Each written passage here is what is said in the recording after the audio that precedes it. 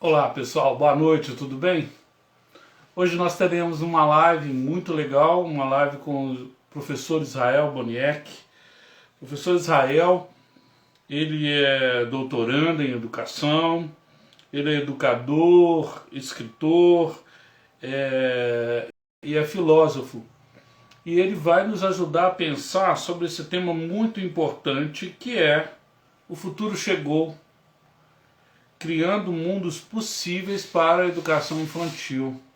Olha que tema interessante. E eu aproveito que vocês estão entrando para dizer que o nosso mais novo livro, o livro da Educação Infantil,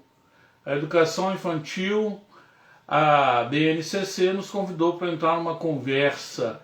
Esse livro, no dia 29 de maio, vai ser lançado em Belo Horizonte pelo movimento Educação é o Alvo, e ao comprá-lo você ajuda muito o nosso movimento, como todos os outros livros que produzimos, né? Então nós temos livros coletivos, livros individuais.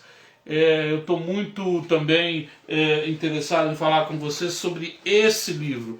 Esse livro chama Escolas Antifrágeis, né? E se você quiser reservá-lo, é um livro meu.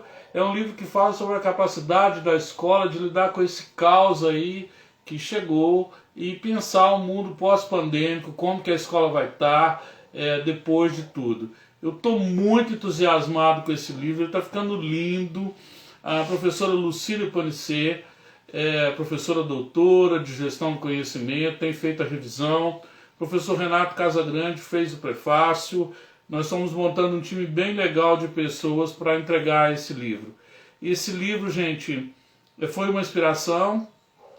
Foi um livro que a gente gestou com muito carinho e amor, como tudo que fazemos. Então nós temos 2 lançamentos aí bem próximos. E temos outros. Se você quiser conhecer o nosso trabalho, dá uma passeada aí pelo feed do Instagram e você vai ter oportunidade. O professor Israel já chegou, o que para mim é uma honra. Hoje eu vou poder dialogar com esse educador de educação infantil. Você que está na live, chama mais gente, porque hoje realmente é uma live maravilhosa. É uma live com uma pessoa que... Olá, Israel. Olá, boa noite, tudo bem? Tá me ouvindo bem? Estou ouvindo. É uma honra poder dialogar contigo. Eu acompanho seu trabalho há muito tempo e hoje a gente tem a oportunidade de conhecer aqui mesmo virtualmente. As fronteiras móveis da minha professor. Realmente, né, esse tempo que nós estamos vivenciando tem nos dado algumas oportunidades, né? E para mim é um prazer estar com você aqui nessa noite para conversar um pouco sobre educação e receber essas pessoas queridas que estão entrando aí para participar dessa conversa conosco. Muito bom, muito bom. Israel, você poderia se apresentar, casar com um eco aí. Tá dando um eco? É, Será que se eu tirar o som, vai me ouvir melhor? agora melhorou bastante. Então era o próprio fone. Isso. Agora você deixou de ser piloto, vai ser o Sim, passageiro. Tô brincando. Você deixou de ser passageiro e vai ser piloto agora. Eu vou te fazer algumas perguntas e a primeira que eu quero fazer, Israel, é que você se apresente, diga o que você anda fazendo. Eu sei dos seus livros, das suas publicações, que muito têm impactado a educação, o seu estado, né? De onde você vem, quem você é e por que faz o que faz. então, Paulo, eu sou natural de Belo Horizonte, a Uau! minha família mora toda aí em Divinópolis, que é bem próximo, mas há cerca de uns 20 anos eu saí do estado de Minas e vim para Santa Catarina. Então, passei um tempo em Florianópolis, onde estudei na UFSC. Primeiramente, eu fiz a minha formação em filosofia, depois fiz em teologia o mestrado na EST em São Leopoldo, e por fim, então, no doutorado da PUC, no Rio Grande do Sul. Então, eu morei aqui em 5 municípios no estado de Santa Catarina. Atualmente moro no município de Capinzal, que fica no meio oeste catarinense. Uma região muito bonita aqui do estado de Santa Catarina. E dentro da educação, eu fui secretário de educação aqui do meu município e venho aí há 20 anos trabalhando com um público específico, principalmente destinado aí à educação infantil, né? Tive algumas experiências interessantes, né, na Inglaterra, depois em Reggio Emília, na Itália, que foi considerada como tendo aí a melhor educação infantil do mundo, né, pela revista Newsweek. Isso em 1991, né, ou seja, já havia um trabalho extenso sendo percorrido na Itália em relação à educação infantil. E no doutorado, eu participo de um grupo de pesquisa do NEPAP, que trabalha com inclusão, e, ao mesmo tempo, a minha pesquisa ela foca na ressignificação ética da prática docente, baseada numa autora que se chama Hannah Arendt, né? Uau! Então, Sou fã. Ah, que bom, que bom. E nos últimos 10 anos, me dediquei aí um pouco à literatura infantil, porque a educação me deu a oportunidade de percorrer aí muitos municípios desse nosso imenso Brasil. E ao contar histórias nas palestras para os professores de educação infantil, aquelas minhas histórias foram ganhando uma certa repercussão e as pessoas me pediam, né, se poderiam usar aquelas histórias e nisso nasceu aí alguns livros, né? Então eu publiquei 10 livros infantis, né? E desses livros, o último deles que está aqui comigo é Maior que o Mundo Inteiro, né? Esse foi a minha última publicação infantil. E publiquei aí 10 livros também voltados aos professores, né? Para formação dos pedagogos, e a última publicação que eu tive, junto com o professor Vicente, do Espírito Santo, diz respeito a esse momento que a gente vive, que é um momento imperfeito, um momento com tantas questões, mas também um momento de aprendizagem. E na educação infantil, então, eu publiquei esse livro, que é Momento Imperfeito, reflexões sobre a essência da educação infantil. Para que no meio de todo esse processo, com tantas perdas, que a gente não se perca, né? E Sim. então, ter em mente qual é a essência da educação nos dá um norte para trilhar esse caminho e nos relacionar melhor com esses percalços que têm surgido, né? Exato, que conexão bacana. Eu te mandei um convite aí antes da live começar para o nosso volume 2. Dia 29 de maio a gente está lançando esse. Chama BNCC, né, na Educação Infantil, me chamou para a roda de conversa, a BNCC e as novas práticas. Aqui 15 professores que estão no chão da sala de aula, no chão da escola, gestoras também, escrevem, descrevendo um pouco essa situação que a gente está vivendo. A gente criou um coletivo que chama Coletivo Borboletas, que é a transformação que a educação infantil pode realizar a partir de uma história vivenciada por uma professora que eu admiro muito, mas não só porque é minha esposa, mas ela fez nascer uma borboleta dentro de sala. E várias, né? Aí ela me inspirou criar esse coletivo. Nós já estamos aí com várias pessoas. Quem desejar entrar, eu te faço convite. Para reflexão sobre educação infantil, né? Mas vamos lá. Hoje, você que é o piloto, eu quero te fazer uma pergunta aí para esse voo que nós vamos ter de 50 minutos. Então, quem está aí, gente, aproveita, comenta, faz pergunta. Bom, como que a gente pode pensar essa educação infantil no século XXI, Israel? Quem que é essa criança que a gente tem aí em casa, nas unidades escolares? Como pensar a educação infantil nesse momento e depois desse momento?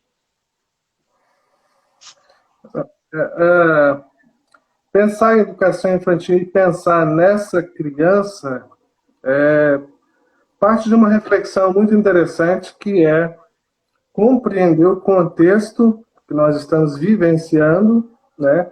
E as transformações que nos últimos anos a nossa concepção de infância e de criança sofreu, né? Nós evoluímos muito numa trajetória até conceber uma criança que é protagonista, até pensar numa infância que tem um valor em si mesma, né? Não como um tempo de passagem, não como um tempo de preparo, mas um momento que tem um valor em si mesmo, que marca, se estende para toda a vida. Essa inversão de polo, eu digo inversão porque, de certa forma, nós valorizávamos a educação por uma perspectiva que é utilitária, e ao pensar a educação de forma utilitária, nós pensávamos mais no ensino superior, e pensávamos no ensino fundamental e médio como preparação para isso, e a educação infantil, então, foi aí durante muito tempo um processo assistencial, né? Nós tínhamos na educação infantil a assistência para que os pais pudessem trabalhar. Então, nós não exigíamos qualificação para esses profissionais e exigimos sim um espaço de cuidado. Não que o cuidado não seja importante, o cuidado é fundamental. Mas a criança que chega hoje é uma criança que tem hoje sobre si uma reflexão muito mais ampla, né? Uma reflexão que pensa a infância e o desenvolvimento pelo olhar da educação infantil.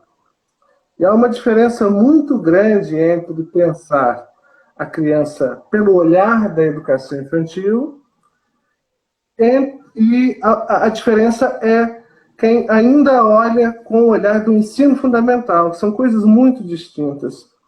Pensar a educação infantil é reconhecer as particularidades, as singularidades da própria infância, reconhecendo nessa fase, então, as suas peculiaridades. E o equívoco que nós cometemos durante um tempo, e eu acho que isso é próprio do processo, né? Porque se a gente pensar, a nossa trajetória com a educação infantil ainda é muito curta.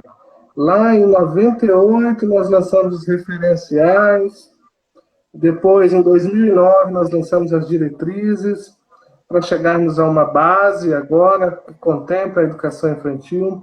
Então, o Brasil ainda tem uma trajetória muito curta com a educação infantil. E o prejuízo disso talvez seja olhar a educação infantil com o olhar do ensino fundamental, né? Pensar em classificação, em ranqueamento, num processo de avaliação que, de certa forma, desconsidere o desenvolvimento processual da criança, que vê o processo de educação ser feito com os moldes, né, do ensino fundamental, né, desde ali do início, e às vezes nós tentamos, então, escolarizar a educação infantil. Então, pensar na criança hoje é pensar nesse ser que é agente, que tem um potencial enorme, que é protagonista, que não só cria e modifica esse ambiente que a cerca, mas também que, se nós tivermos a possibilidade de ouvi-las, são elas que vão, de certa forma, direcionar os passos que nós devemos dar, né? Então, pensar a criança como esse ser agente, com volitude, com vontade, é, de certa forma, reconhecer essa criança que está chegando hoje nas nossas creches, nas nossas instituições de educação infantil. E mais do que isso, né? Pensar a educação aí infantil no século XXI é pensar que partir para uma relação com a criança onde nós pensamos que quem tem algo a oferecer sempre somos nós adultos, educadores e docentes, é muito pobre. Não reconhecer o que a criança tem a nos oferecer é empobrecer qualquer proposta de rotina. Então, eu penso que é um gesto até de desamor partir para uma relação com a criança achando que quem sabe somos nós. Então, eu acho que a educação do século XXI, aqui num parêntese para a educação infantil, ela parte dessa ideia de que respeite a subjetividade da criança, né? Ou seja, existe um lugar ali onde o eu sobrevive, e esse eu tem história, e esse eu tem contexto, e esse eu tem experiências próprias, e esse eu, então, de certa forma, ao interagir com essa variedade de possibilidades, então é um ser único, né? E respeitar isso, eu acho que é, de certa forma, reconhecer quem é essa criança que chega aqui na educação infantil no século XXI. Nossa, muito bacana isso. E essa geração, ela já chega conectada, né? E uma palavra que eu sempre... Uma palavra que eu estou aprendendo a repensar, a reinventar na minha cabeça, sobretudo na pandemia, é a metacognição. Enquanto a gente demora, a criança já pensa 3 vezes na nossa frente, eu não sei que agilidade ela tem, e eu queria que você falasse assim, de um modo geral, as consequências da pandemia na educação infantil. Essa criança que pensa rápido, que gosta de brincar, que tem o lúdico, mas também quer ir para o maker. O que a pandemia criou nessa criança, professor Israel? Eu acho que a primeira questão que, de certa forma, a gente pode refletir é que a pandemia ela veio acentuar alguns problemas que nós já tínhamos. Muitos dos problemas que estão sendo constatados agora, durante a pandemia, são problemas que já existiam e que foram acentuados realmente porque as condições que a pandemia nos impôs são mais severas. Então, o processo de terceirização da educação, por exemplo, o abandono parental, a descontinuidade que existia entre a família e a instituição de ensino, e isso era muito real. Se a gente pensar na educação infantil, essa comunicação era quase que precária, né?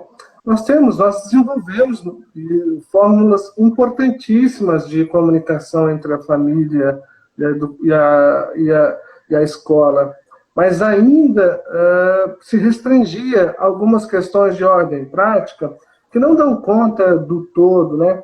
Era muito comum você ver os pais levando ou buscando as crianças na escola, nas creches, né? Com aquelas perguntas mais elementares, né? Como é que ele se comportou, se ele se alimentou bem, e aquelas perguntas para saber se as coisas funcionaram bem. Mas, do ponto de vista pedagógico, mesmo considerando que essas perguntas são importantíssimas, essa reflexão ela não existia por parte da família da importância dessa relação, né? E no Brasil se cultivou uma ideia que, a princípio, eu considero o equívoco dos equívocos, né? Que é a possibilidade de gente acreditando que existe instrução pura, né? Dizendo que não, a escola ensina e a família educa. Isso é como se eu pudesse departamentalizar a vida de uma criança. Então, quando ela sai de casa, ela desliga uma chavinha, que é a chavinha da educação, e quando ela entra na instituição de ensino, agora ela vai absorver conhecimento sistematizado aí no decorrer da história humana. Isso não existe, né? A família, ela ensina e educa enquanto família, né? Dentro do seu núcleo menor, mais restrito, com as suas crenças, né? Com a sua própria cultura, enquanto que a escola também ensina e educa enquanto escola, né? No núcleo mais amplo, socialmente mais composto, né, mais elaborado, quem sabe, mas pensar nisso é pensar que a pandemia acentuou alguns problemas que vinham já decorrentes, né? E aí, talvez, o grande prejuízo que as nossas crianças tiveram é que as suas rotinas foram drasticamente empobrecidas, né? Por que eu digo isso? Porque, apesar de sabermos que algumas famílias têm desenvolvido bem, né, o seu papel, é importante reconhecer que os pais não são pedagogos, não são professores, a não ser aqueles que têm formação para isso. E outra, o lar, a casa, é um lugar onde o mundo cessa. E é importante que ele seja esse local de resguardo, de guarda, de proteção. Então, tinha gente tentando fazer da casa uma extensão da escola. E não é, a casa será sempre a casa. Então, alguns pais diziam: eu não estou conseguindo fazer com que o meu filho, a minha filha se concentrem, tenham tempo dedicado, como tinha na escola. E nem vai ter. E é importante que não se perca essa referência de que a casa é a casa. Então, nessa rotina empobrecida, alguns, na tentativa, de certa forma, de garantir que a criança não tenha nenhum prejuízo do ponto de vista cognitivo, criaram aí rotinas quase desumanas para essas crianças. E outras, por outro lado, né, Paulo, praticamente lançaram essas crianças à frente às telas, aos celulares, à televisão, ao computador e assim por diante. Um verdadeiro aí abandono parental, né? Crianças que têm aí as suas rotinas, o seu vocabulário, as suas relações empobrecidas. E é claro, a gente não pode desconsiderar que a base ela põe dois eixos norteadores fundamentais para a educação infantil, né? Que são as interações e as brincadeiras. E nós perdemos muito disso, né? Talvez, então, o grande prejuízo que nós tivemos foi ter interrompido um processo onde a educação infantil vinha amadurecendo muito. E nós tivemos aí, de certa forma, o comprometimento dessas rotinas, né, desse trabalho que vinha sendo desenvolvido, e, de certa forma, as famílias se viram nesse processo, né? Foi muito comum no início, não sei se vocês perceberam isso, né?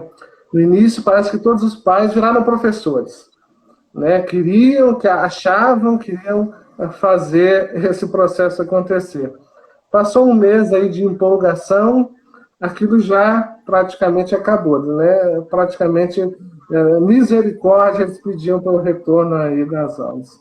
Ao mesmo tempo, alguns professores no início acharam que viraram youtubers, que viraram aí profissionais do entretenimento e assim por diante, e também essa moda passou. Então, no início, nós tivemos aí esses conflitos, né? E depois a gente percebeu que a essência da educação não é nada disso, né? Nós percebemos que, inclusive, para as novas modalidades que a gente fala aí, por exemplo, o ensino híbrido, né? Exige muita qualificação para isso, muita seriedade e o desenvolvimento de um processo que realmente possa ser, então, avaliado como um processo de ensino-aprendizagem coerente, né? E isso, ó, tô vendo aqui que um padre mandou um recado aqui para você. Eu não sei se era padre, se era irmão, mas ele está dizendo assim: Israel, meu irmão, que saudade, como você está, que saudade. O sentimento de saudade é algo que a criança também deve estar, né? Com o pátio, com as brincadeiras de socialização, com as músicas, com a rotina que ela tem no ambiente fora da casa, né? E aí, de um modo geral, a pandemia acabou afetando a rotina da família, porque tem home office, né? Aqui em Minas Gerais a gente brinca, né? Você que é de BH, como eu, sabe, né? Tem o home office e tem a mulher office, né? Então, para atender a criança e ainda dar resultado no trabalho, aquela paciência, aquele tempo que o pai ficava longe da criança, agora a criança faz parte do universo dele o tempo todo com as demandas que ela tem, que são muitas, que isso antes a professora, eu não gosto de falar tia, mas tudo bem. Para as escolas que usam, as crianças estão cansadas, com saudade, estressadas, estão com vontade de sair, e os pais também.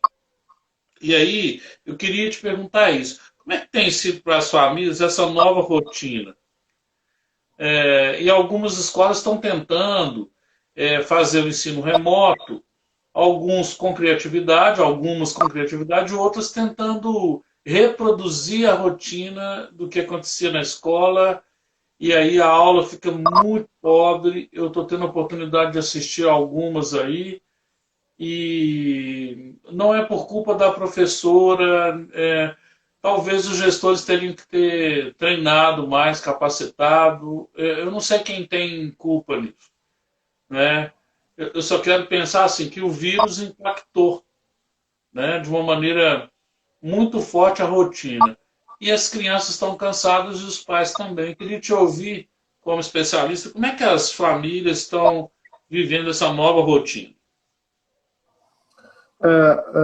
Eu queria chamar a atenção a alguns pontos dessa nova rotina, né?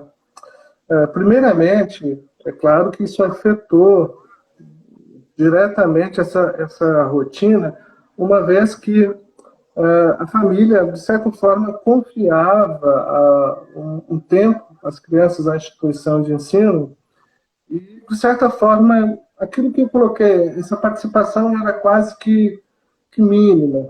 E, de repente, bate a porta da casa a necessidade de garantir, então, um mínimo dos direitos de aprendizagem da criança, mas agora num ambiente novo, num ambiente diferente, que é o lar. E como eu disse antes, o lar tem seus próprios referenciais. E é importante que esses referenciais sejam próprios do lar. Mas, de repente, então, com o processo remoto, por exemplo, essas atividades chegam, e a tentativa de estabelecer uma rotina que garanta esses princípios básicos de aprendizagem necessitam agora da participação da família. Especificamente na educação infantil, isso surgiu com uma demanda importante, que era o que fazer, né, primeiramente com essas crianças.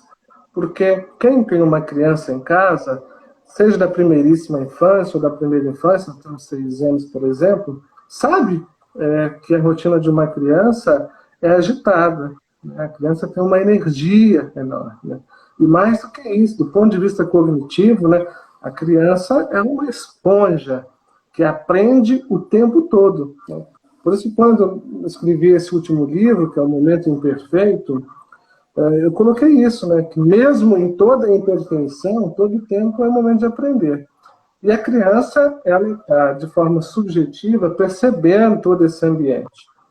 Então, algumas foram se agitando ainda mais, outras foram adoecendo, outras foram, de certa forma, ficando mais fechadas, porque tinha uma relação nova, numa rotina nova, privada de um elemento fundamental na educação infantil, que é a interação, né, com as outras crianças, né?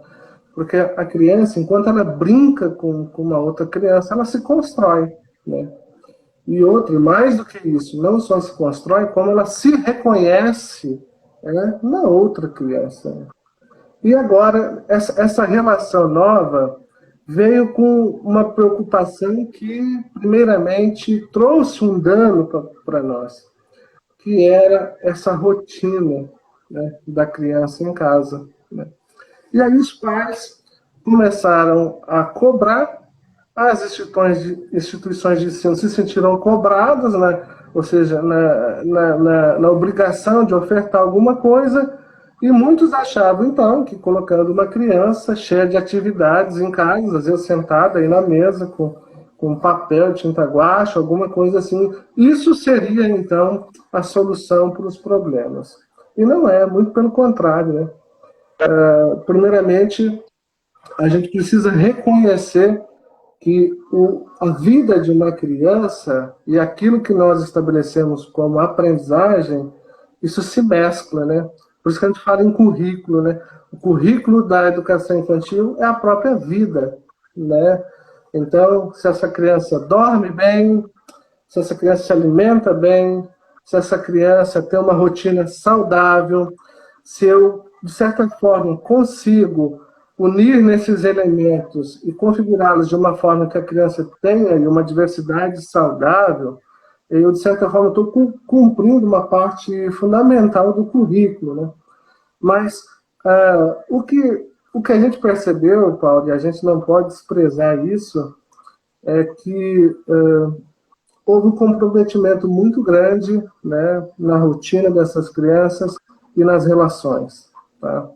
Nós temos aí, e com certeza, se a gente não se atentar a isso, nós vamos ter aí uma geração pós-pandemia, pensando nessas crianças, com um certo déficit que vem de um elemento básico aí da educação infantil, que são as relações. Né?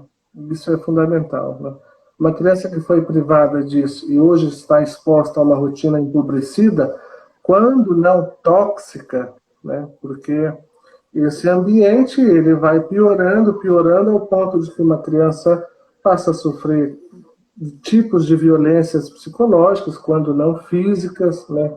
Formas de opressão que, de certa forma, vão desencadear problemas psicológicos e assim por diante, porque um ambiente tóxico ele é instável. E se tem algo que é próprio para o desenvolvimento da criança, é que ela tem que se sentir amada e amparada. Uma criança que cresce num ambiente onde ela não se sente amada e amparada, né, e isso aí tem uma variante muito grande de cuidados, né, ela com certeza terá problemas nisso. Né? A neurociência hoje vem nos trazer tantas informações importantes acerca da nossa perspectiva emocional e a relação que isso estabelece com a nossa dimensão cognitiva, né? Hoje, né, a gente pegar o sistema límbico de uma criança, né, ele conecta todas as áreas do saber do cérebro, né? Então, ao despertar o sistema límbico de uma criança, a gente, de certa forma, fortalece, né, ou, de certa forma, compromete alguns estímulos importantes. Então, eu penso que, por essa via, de certa forma, qualificar os nossos ambientes nas famílias passa por esse caminho. Né? Antes de garantir qualquer rotina dirigidas, qualificar o cotidiano, qualificar o olhar para uma saúde, primeiramente, que considere a alma, considere a essência da criança e os seus processos, é o mais importante. Você tocou em dois pontos fundamentais aí, né? Dois eu tô percebendo agora, tocou em muitos, mas, por exemplo, o currículo. Né? Teve algum prejuízo na execução desse currículo? Esse é um ponto que você tocou. E o outro, a importância dessas interações e brincadeiras. Então, começando, você acha que a educação infantil sofreu um impacto no currículo em detrimento desse tempo assim incerto, aleatório, atípico que a gente está vivendo, que é o período pandêmico?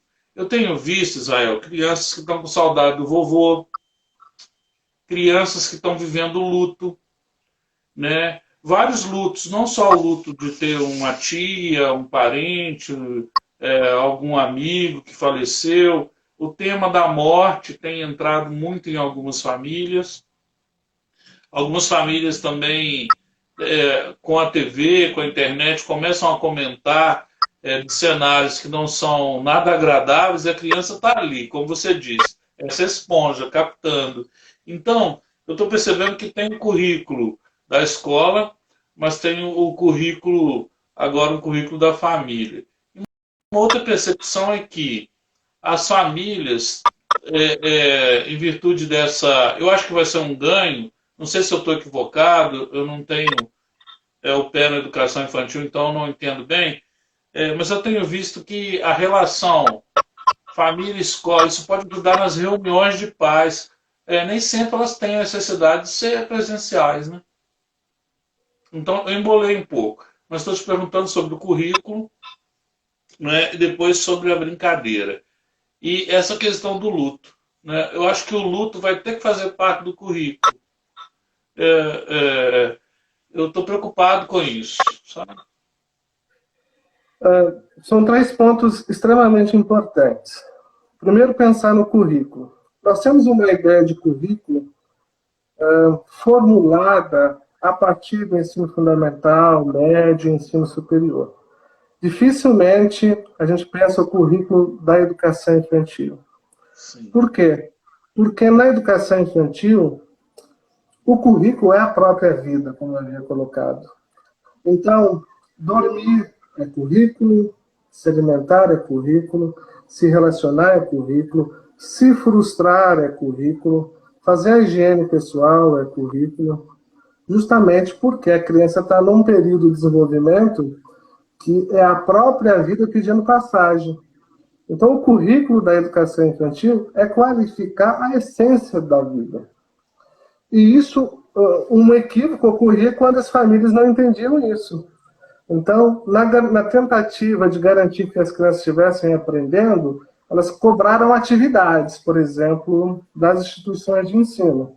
Então, às vezes, a rotina da criança, então, quando ela acordou, depois de uma boa noite de sono, se ela foi dormir na hora certa, se ela dormiu bem, seu cuidado, que ela faça a higiene, que ela tome um bom café da manhã, que essa rotina seja um mínimo diversificada. Eu estou cumprindo um currículo, né? Porque na educação infantil o currículo ele se mistura com a própria vida. Então, eu qualificando essa rotina e inserindo aí elementos que são próprios da educação infantil, eu estou, de certa forma, garantindo, né, as competências básicas desse currículo. E o que mais a gente acrescenta aí? A brincadeira, a dança, a música e assim por diante. Porque aí entra o elemento da brincadeira. No Brasil, nós temos um preconceito enorme quando se fala em brincar. Né? O nosso olhar é muito utilitário. Nós não compreendemos ainda que a criança ela se constrói enquanto brinca, que ela constrói uma representatividade sobre a vida, sobre os outros e sobre o mundo enquanto brinca.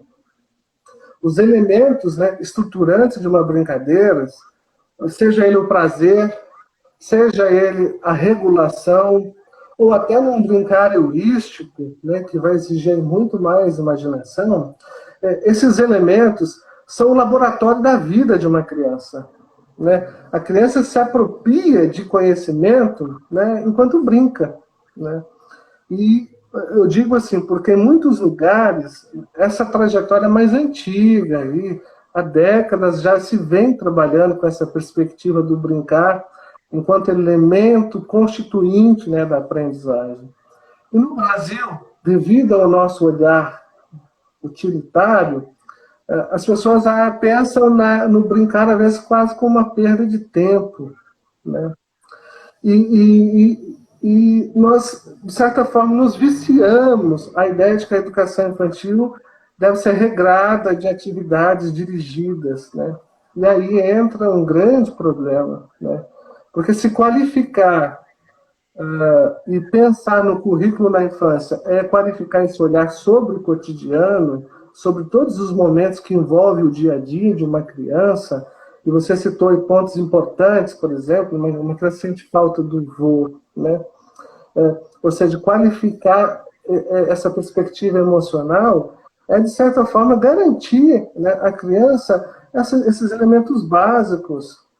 Quando você cita, por exemplo, a ideia, por exemplo, do luto, né, o quanto é importante trabalhar isso, né, a possibilidade de se administrar bem, de fazer o ritual da perda, né?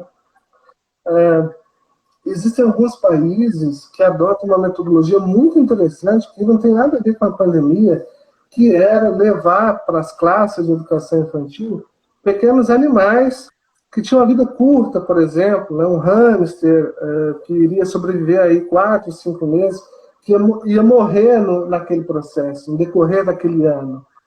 O interessante é que ele morresse mesmo. Ele estava ali para cumprir quase que essa função pedagógica. Por quê?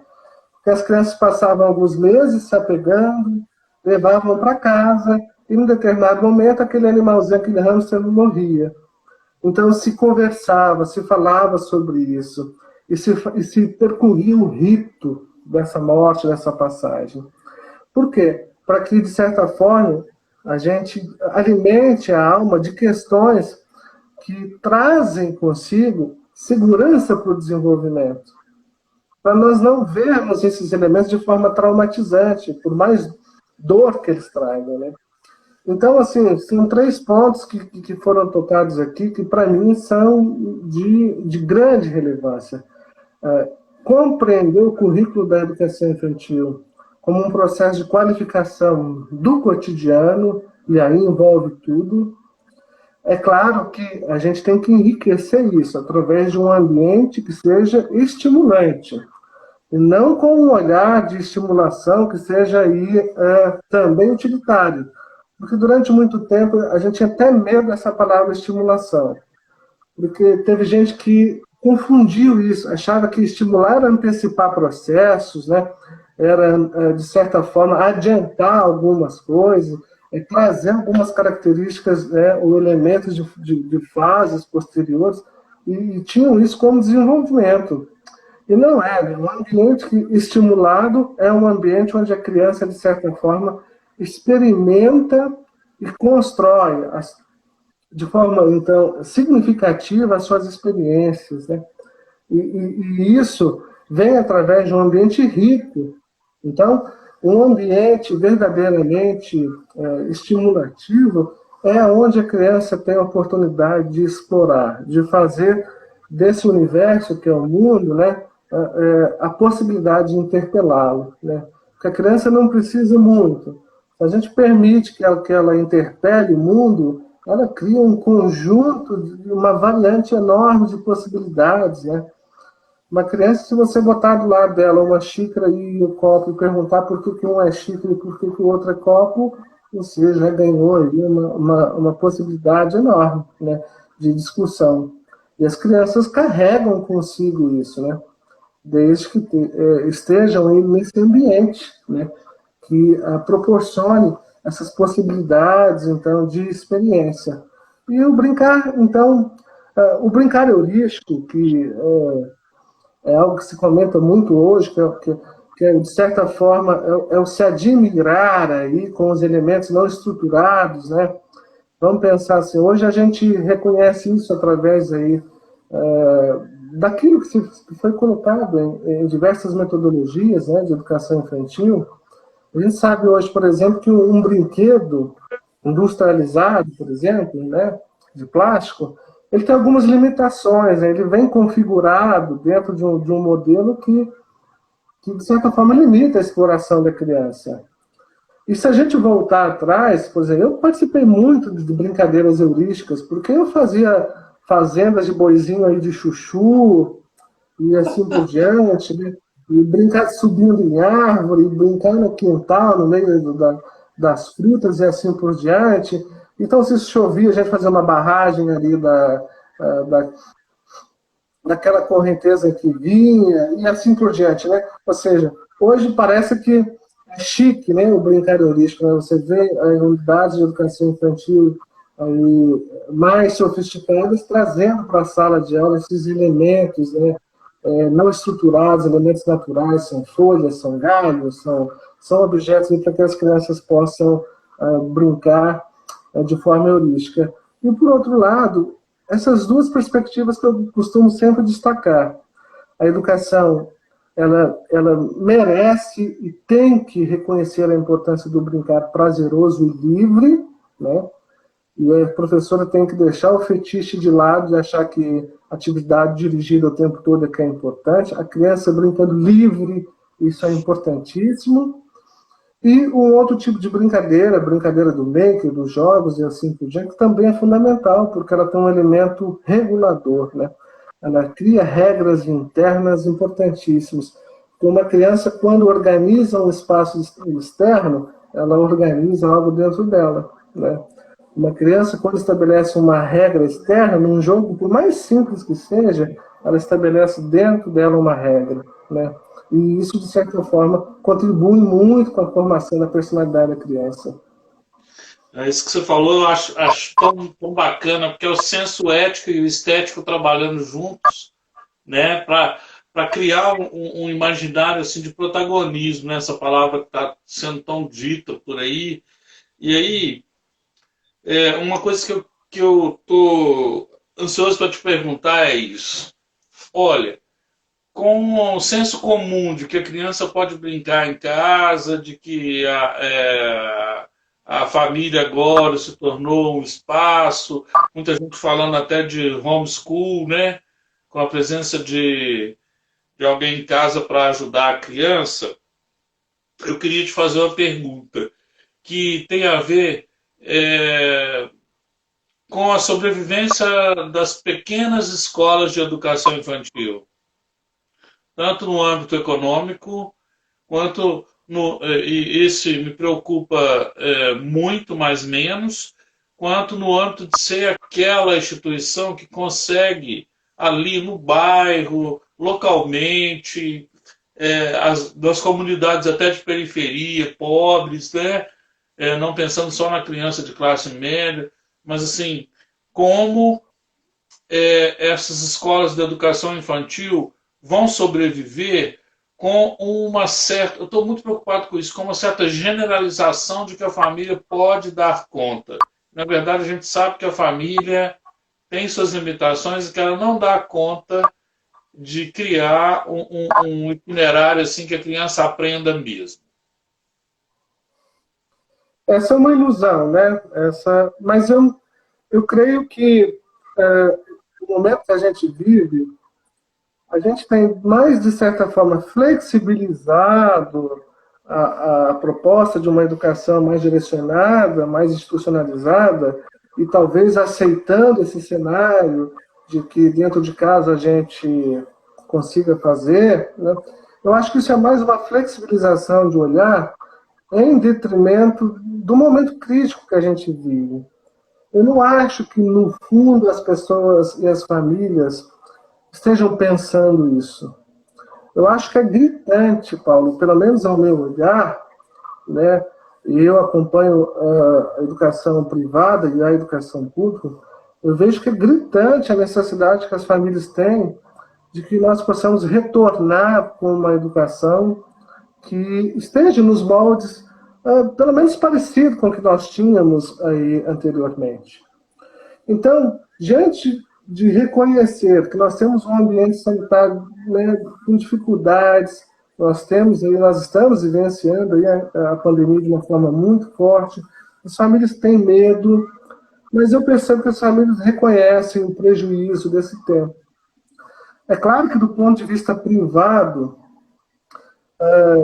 quando isso aconteceu, quando as crianças foram para casa, o prejuízo disso, do ponto de vista estrutural, financeiro, foi gigantesco, né?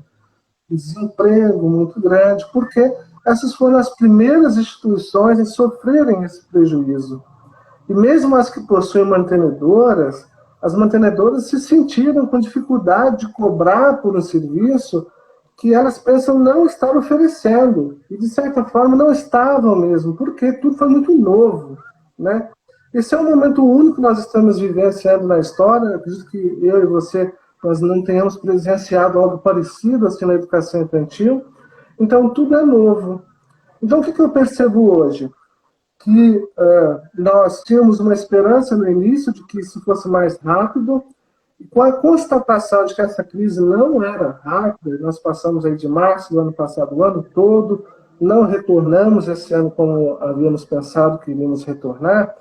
O que eu percebo é que houve uma flexibilização no sentido assim, de que realmente, do jeito que está, nós não conseguimos garantir o que nós estávamos garantindo antes.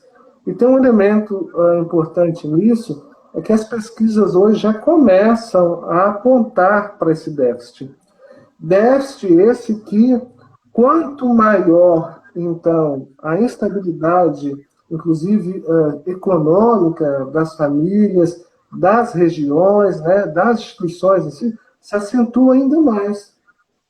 Então, hoje, se nós temos uma família bem estruturada, que consegue, de certa forma, dar um suporte, mesmo considerando os elementos que nós temos hoje, nós já temos um prejuízo. Imagina isso nas famílias que já não têm esse tipo de aporte, né? Que já, de certa forma, já padecem de diversos marcos aí de diferenciação que nós temos do ponto de vista cultural, social e econômico.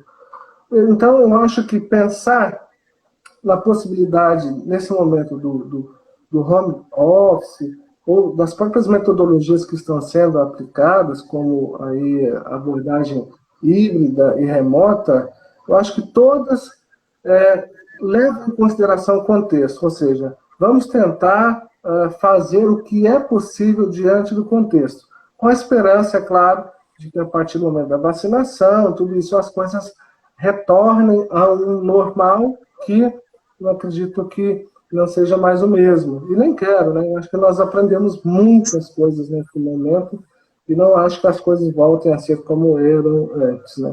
Eu acredito que nós agora vamos partir para um novo olhar acerca da relação família, educação e da relação instituição e família, né?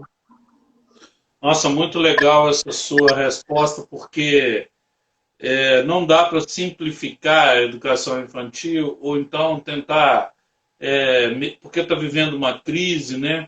Tentar dizer que ela é pouco necessária. Isso tem me afligido.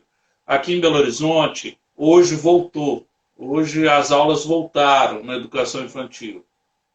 Aí nós temos um misto de medo e de esperança. Como sempre, né? A vida é medo e esperança. O Eric Fromm deixou isso bem claro, né? A gente é medo e desejo.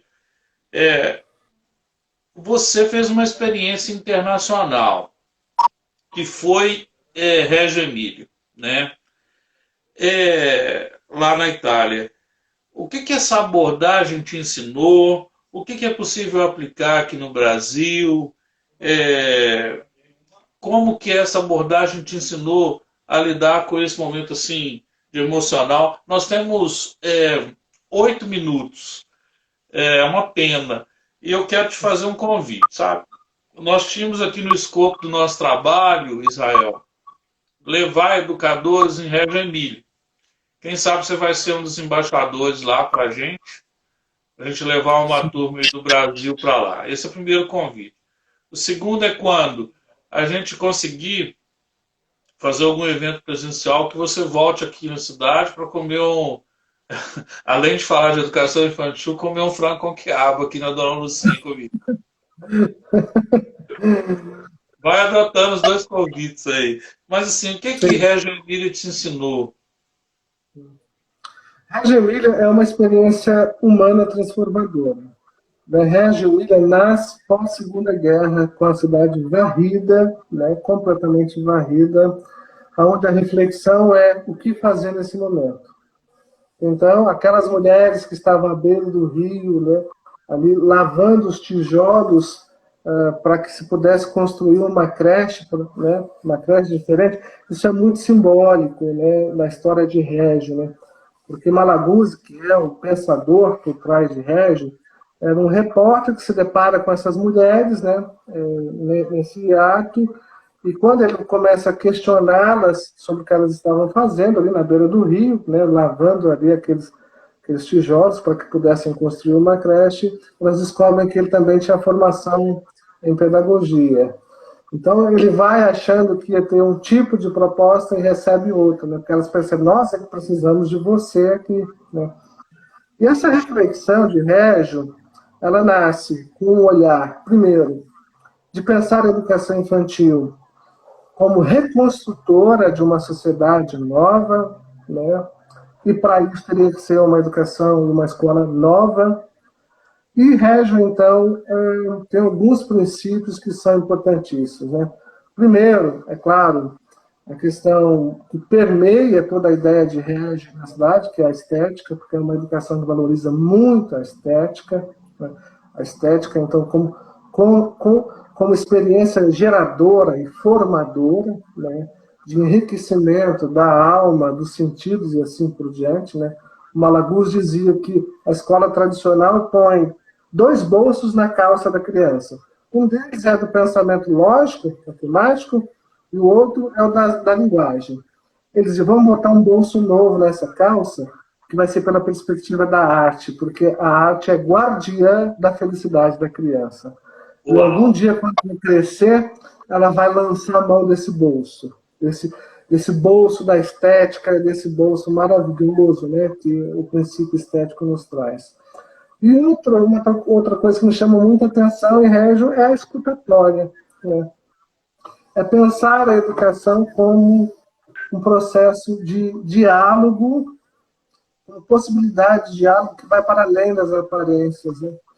É muito comum você perceber a forma com que as crianças são tratadas em Régio, e aí vem essa ideia de protagonismo, porque o protagonismo não pode ser pensado de uma forma barata. Né? O protagonismo tem que ser pensado como uma forma de interação no processo educacional, onde a criança vai fazendo descobertas através de um universo que lhe é próprio, e tem na figura, por exemplo, dos pedagogistas, dos educadores, grandes incentivadores e mediadores para tornar essa descoberta uma potência. Né? Então, isso me chamou muita atenção. As minhas experiências foram muito significativas em Régio. Então, por mais que a gente não possa importar um modelo, isso seria, de certa forma, empobrecer a abordagem de Régio Emília, porque ela tem a sua própria história, e eu acho que no Brasil nós temos que percorrer o nosso caminho, que é muito próprio, que é extremamente rico. Agora, nós temos muito, sim, a aprender com o Régio Emília. Quando, em 1991, a revista Newsweek elegeu o Régio Emília como a melhor educação infantil, ela teve alguns critérios importantes. E um desses critérios era considerar a felicidade das crianças. Né? Então, eu acho que a gente parte disso. Por isso, retomar as coisas, retomar as aulas, a educação, isso tudo é importante, mas não pode ser de qualquer forma. Não é porque a utilidade da vida nos dominou que as coisas podem acontecer de qualquer forma. Né? Porque a educação infantil é o berço da humanidade. Né? Aquilo que se faz na educação infantil ecoa nas nossas vidas aí o tempo todo. Parece que a gente vive, enquanto adultos, tentando corresponder a alguma coisa que está no passado, né? A gente teve lá na infância. Né? E isso, eu acho que para mim, isso é fundamental. E sendo breve, temos aí 2 minutos, eu tenho uma viagem, né? Nós conseguimos 14 vagas para irem para a Régio Emília agora em janeiro de 2022, né? Dessas 14, nós ainda temos 4 vagas que estão disponíveis. Se tiver alguém que ainda queira ir, é um processo bem burocrático você conseguir. Até porque nós vamos fazer uma experiência de imersão em Régio, né? E não é uma visita externa, é uma visita de imersão. Então, os profissionais vão entrar dentro da classe às 7h30 da manhã, vão sair às 5h30 da tarde e vão fazer formação à noite. E a formação será baseada naquilo que elas sentiram durante o dia. Então, será uma experiência única. Se alguém ainda tiver interesse, pode nos procurar. E é claro que quando for, se nós tivermos a possibilidade de estarmos presencialmente, para mim será um prazer estar com vocês aí, em Belo Horizonte, em toda a região. Que bom. Ó, Israel, eu teria um número aqui infinito de perguntas, mas eu vou parar e nós vamos fazer uma live número 2. Pode ser? Pode ser, pode ser. Vamos E continuar isso numa próxima conversa, sim. em off a gente vai marcar aí um mini curso com você aqui, para quem quiser fazer, online mesmo, 4 horas, convivências. Nós vamos pensar isso aqui, tá bom? A gente vai conversar. Eu quero te agradecer pela disponibilidade. Eu estou muito honrado de poder falar contigo. Eu sei que você é um escritor de literatura infantil que tem feito a diferença no Brasil. O Daltro, que é nosso amigo em comum, falou, poxa, você tem que conversar com Israel. Um tanto de gente falou, eu estou à disposição. E aí, nós vamos falar sobre esse futuro na live 2, sobre os seus escritos. O pessoal está avaliando muito aí. E eu quero que você me fale, por favor, uma letra. Essa letra M. Letra M. Quem tem um nome aí com a letra M, eu vou te entregar em maio esse livro, a Educação Infantil, né? Que é o que a gente está lançando agora. Só você escrever o seu nome. Quem escrever primeiro, né, gente? Aí é agilidade, habilidade. Escreve aí, me manda o endereço, tá? E eu vou comprar um livro do Israel novo para eu sortear aqui agora. Não, você não vai Letra, comprar. Eu vou doar. você vai doar? Ah, então pronto, ó, Israel vai doar. Vou comprar um, Israel vai doar outro, tá? Quem tem, Marisa tá aí. Alguém escreveu M também. Quem mais? Mary. O número, Israel, de 1 a 12. Número 8. 8. Quem nasceu no mês 8.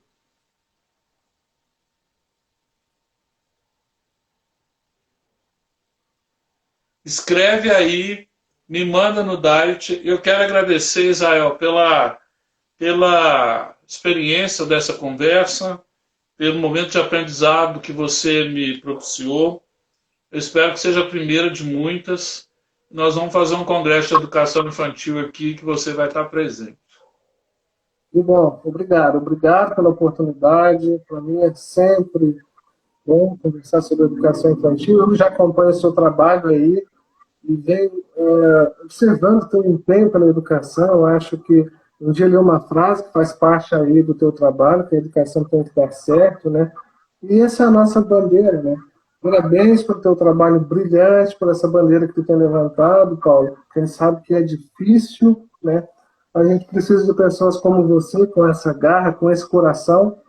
Quando olho para você, eu vejo muita alma, eu vejo muito coração, né? E eu acho que isso é fundamental nos tempos que a gente vive, em todos os tempos, mas principalmente nos tempos que nós estamos vivenciando hoje, né? A Adélia Prado, que é uma escritora aí pertinho, né, de Divinópolis, Uau! ela dizia sobre a educação assim que eu nunca me esquecerei dos olhos daqueles que me olharam com indiferença. Eu era criança, não era tola. Então, Paulo, o ambiente propício ao desenvolvimento humano será sempre sensível e afetuoso, aquele que tem amor, né? E eu percebo na tua forma de lidar com a educação que tem sempre um gesto fiel aí às suas emoções, aos seus afetos, aquilo que você considera importante. Então, parabéns aí pelo teu trabalho. Parabéns para nós, ótima semana, gratidão e alegria aí, viu? E você vai voltar aqui em BH para comer uma comida mineira aqui, hein? Valeu, Israel. Um Tudo de bom. abraço. Tchauzão.